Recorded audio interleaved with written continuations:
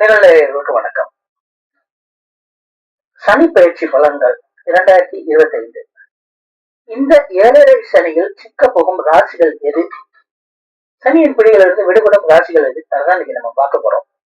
புத்தாண்டுல பாத்தீங்கன்னா சனி, குரு, ராகு, கேது ஆகிய முக்கிய கிரகங்கள் பயிற்சி நடக்க இருக்கு. இதுல மிகவும் முக்கியத்துவமானது வந்து பாத்தீங்கன்னா சனி பயிற்சி பலன். இந்த சனி பகவான் ஒவ்வொரு ராசிலையும் 2.5 வருஷம் சஞ்சரிக்கக்கூடியவர் உங்களுக்கு எல்லாத்துக்கும் தெரியும். இவர் மார்ச் 29ஆம் தேதி கும்பராசியிலிருந்து புரட்டாதி நட்சத்திரத்துல உள்ள 3ஆம் பாதத்துல இருந்து மீனத்துல உள்ள புரட்டாதி 4ஆம் பாதத்திற்கு பயிற்சியாக இருக்காரு. இந்த பயிற்சியால சனி பகவான் எந்தெந்த ராசிக்கு நன்மை தருவார், யாரெல்லாம் கவனமா இருக்கணும் அப்படின்றத நம்ம தெரிஞ்சுக்க போறோம். ஒவ்வொரு கிரகங்களுக்கும் மிக முக்கியமாக இதுல வந்து பங்கு இருக்கு.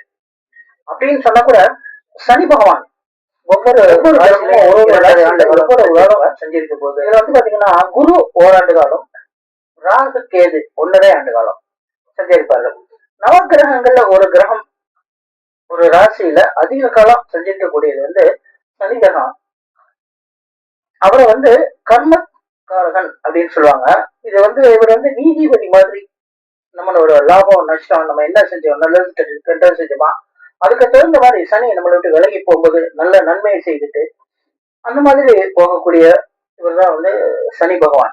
அவர் எப்பவுமே வந்து நன்மையும் கொடுப்பார், தீமையும் கொடுப்பார், ஆக்கிறது அழிக்கிறது எல்லாமே வந்து சனி பகவான் தான்.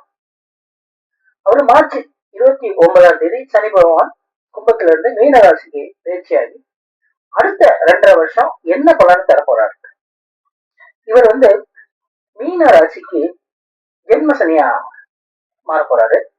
இது வந்து பாத்தீங்கன்னா சனியோட உக்கிரமான பகுதி. அதே மாதிரி கும்பராசிக்கு வந்து பாத சனி தான். சனியில வந்து கடைசி பகுதி வந்து கும்பராசிக்காரர்களுக்கு. அதே மாதிரி மேச ராசிக்கு விரை சனி, 7.5 சனி புதுசா தொடங்கிருக்கு.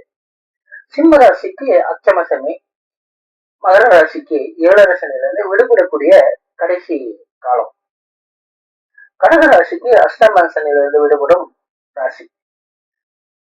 மீன ராசிக்கு இந்த சனியால வந்து பாத்தீங்கன்னா நிறைய பிரச்சனைகள் உருவாகும். இது வந்து அவங்களுக்கு ஜென்ம சனி. அடுத்த 2.5 வருஷத்துக்கு இவங்க வந்து ரொம்ப கவனமா இருக்கணும். குறிப்பா வந்து ஆரோக்கியத்துல ரொம்ப கவனமா இருக்கணும். நிறைய விலை செலவுல கொடுப்பாரு, நஷ்டத்தை உண்டாக்குவாரு. நம்ம வந்து ஒரு புதுசா இறங்குற ஒரு தொழில் அந்த மாதிரியான விஷயங்கள்ல வந்து இறங்கக்கூடாது. நம்ம ஒரு தொழில இறங்குறதுக்கு முன்னாடி அதுக்கு உண்டான அனுபவம் நம்மகிட்ட இருக்கா, என்ன ஏது அப்படின்றதெல்லாம் பார்த்துட்டு இறங்கணும். ஜாமீன் கையெழுத்து போடக்கூடாது, அடுத்தவங்களை நம்பி எதையும் செய்யக்கூடாது.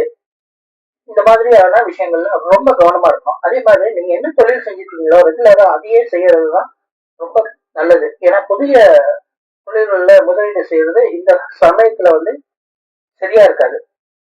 நம்மளோட மனம் வந்து பாத்தீங்கன்னா ஒரு விஷயத்த வந்து ஜட்ஜ் பண்றதுலயே வந்து ரொம்ப குழப்பமான மனசோட காணப்படும். எதையும் நம்மளால தீர்மானமான முடிவுக்கு வர முடியாது.